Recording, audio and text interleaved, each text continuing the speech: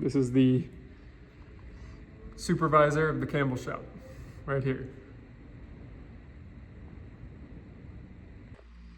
Tuesday evening, and the only recording I've done so far is I've shown you the E39 finally that I got last week, and then I've shown you the dog and his supervisory post here as he looks over to the Campbell shop through this really dirty window. I'm in my office, which you've seen a little bit of. It's basically that desk, and that's it. And this really, old-fashioned furniture in here, pile of stuff that I have not taken care of. It's a balance. I don't really need to build another office. I have an office in Fremont that I like very much, but I need this to be functional enough that I can survive. And so I've invested $250 probably into making this office what it is, and that's about all I need. I'm happy with how it is. I'm gonna clean it out, and then who knows what. I don't really have a plan for the rest of this space, but I'm interviewing senior diagnostic techs. Tom is doing so well in Fremont. He's really set the bar high. I need to find a person like that for here as well. I just finished an interview with a guy who then said, I'll think about it. Maybe over the next couple weeks, we'll see if I get a sign. Maybe I'll decide to move. I need a little bit more commitment and certainty than that, but we'll see how that goes. Otherwise, I've just not recorded so far this week. I'm getting on a plane to Denver tomorrow. It's going to be the first time that I go to Denver this year, despite landing in the airport 10 times so far this year. I will have had 12 flights originating or arriving in Denver this year after this week. And it'll be the first time I actually go to Denver here in September. And it is the last flight that I will probably take until after my son is born. So that's exciting. I think that's all I got for now. I just doing what I need to do every day. And it's a lot of little steps forwards to make things happen. Like taking the old lockbox off the wall so that I can put up my new lockboxes. It's just little things like that over and over again. That's all for now. All right. Last clip, I think I mentioned that I had to go on a work trip to Denver. Well, I'm on that work trip now in the race car. And the reason I'm in the race car is because despite the fact that I own really 9 cars, 4 of them are loaner cars, and the other 5, I have a race car, I have the Aston Martin, I have the Passat, I have the truck, I own 10 cars. And then I have my new E39, and I have, that's it. How does this work? I have my race car, I have my Aston Martin, I have my Passat, I have my truck, I have my E39. I guess that's it. So the problem is the Aston Martin, I don't really want to park in the airport. The truck doesn't fit in the airport, and I'm gonna be late to my flight if I were to take my truck and have to go park in the over height parking. And then Passat is in the shop, E39 is in the shop, so I'm out of cars. So here I am in the race car. It'll get me there. Basically, I had 2 choices. There's Aston Martin or this. And I'm choosing this, because for once it's reliable. So I'm happy about that. We get to the airport with my confused car situation, but it'd be nice to have that E39 running and get me places, reliably, but right now it is not that at all. We found out that a coolant hose was cut by the AC compressor, so we're getting that fixed. The driver's seat needs to be adjustable.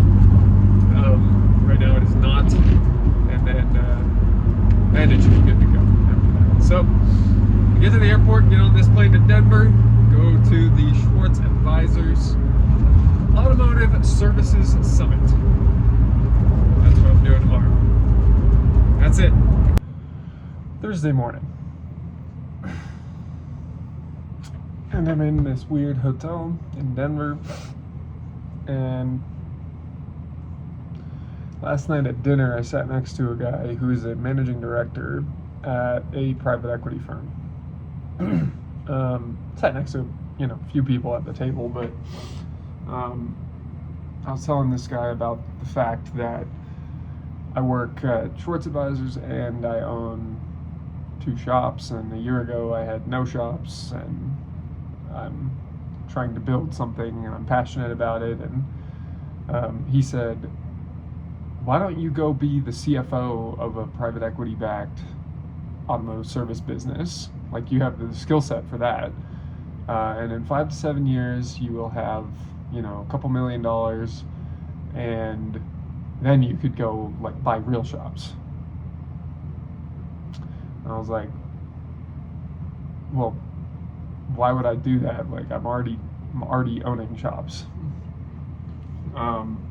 He was like, well, yeah, I mean, it's kind of a no-brainer. Like, right now your shops are like make-believe. They're you were a dick, so I'm gonna be a dick back. And I was like, oh, I didn't think I was being a dick, but he was like, yeah, if you did this, you'd learn so much about how to do it, like operations and data and personnel. And I'm like, but I'm doing all that already. And he went, that's the problem with your generation. You just don't listen. Like, what I was about to finish saying, and then a waiter kind of walked right in between us, and then we ended the conversation there. But that was interesting because it was one of those things that, if I even knew the guy's name when he sat down initially, like, I might have maybe respected his opinion more, but it was quite a strong opinion, and you could argue in a lot of ways that he's right, but also he doesn't know me at all, and all those comments are going to do is just fuel me to be more successful, proving him wrong. Thanks, Mark.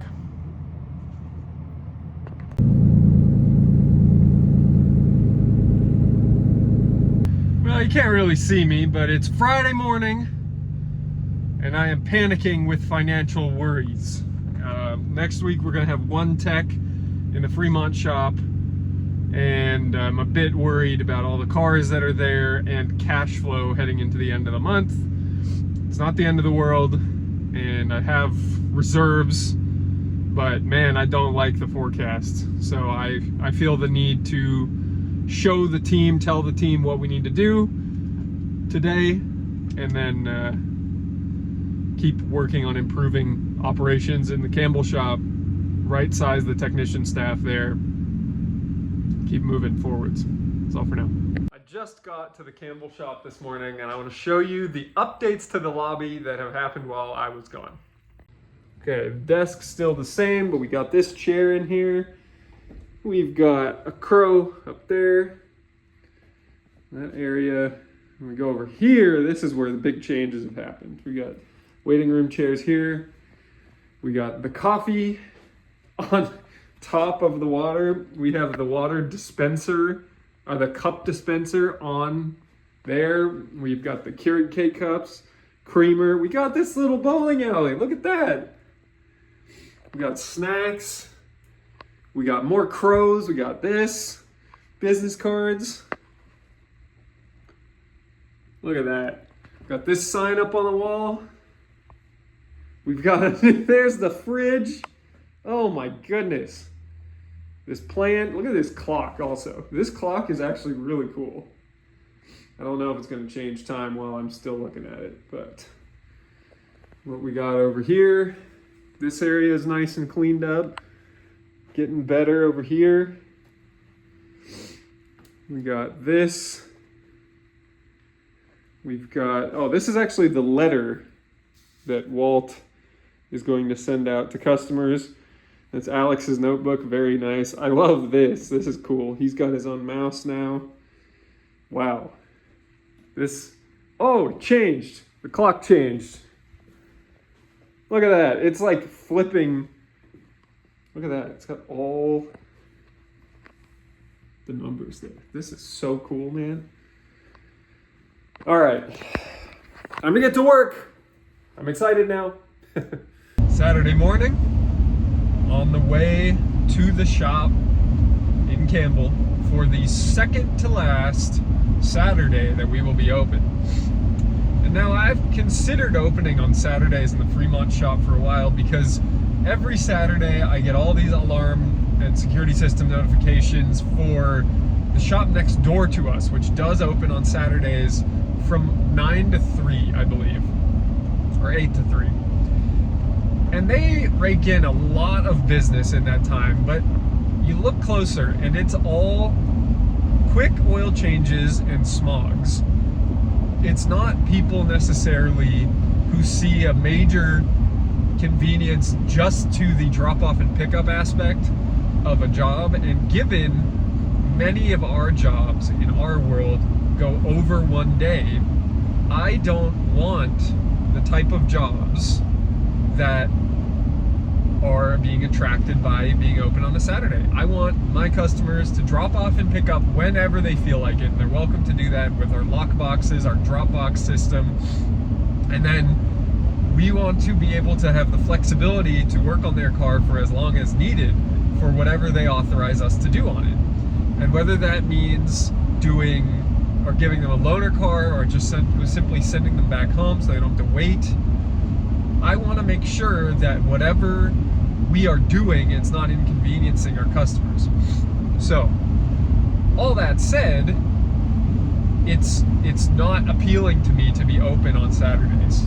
And this experiment of the last month in the Campbell shop, you know, it hasn't proven any different to me. The people who come in on Saturdays want their cars back the same day. We do have some customers who drop off on Friday and pick up on Saturday. But really, what's the difference between pick up on Saturday or pick up on Monday, other than the weekend where if you have a loaner car, who cares? Who cares? It's been a good week.